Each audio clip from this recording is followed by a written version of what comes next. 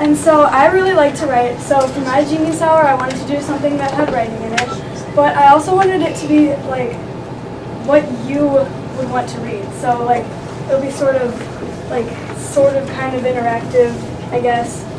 But if you were in Cur 3-4, you may remember filling out a suggestion sheet which just said, once upon a time, blank, blank, blank, and then you filled out the rest of the blank.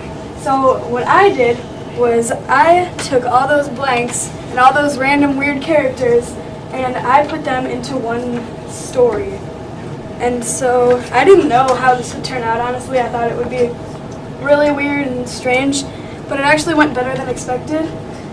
And like I didn't know how revising would go because when I first wrote the story down, it was kind of really all over the place, and I didn't think it would ever become like a legitimate story, but it did.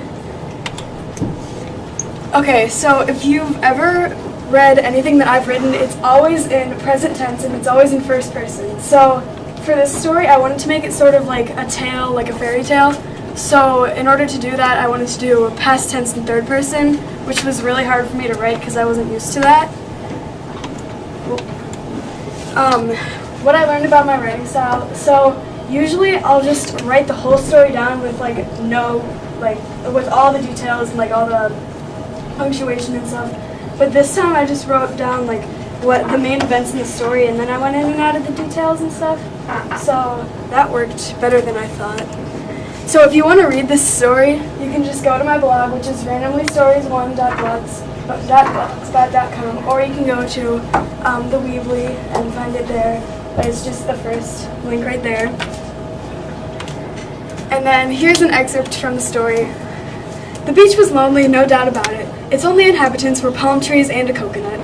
This coconut was alive, though, alive and disappointed.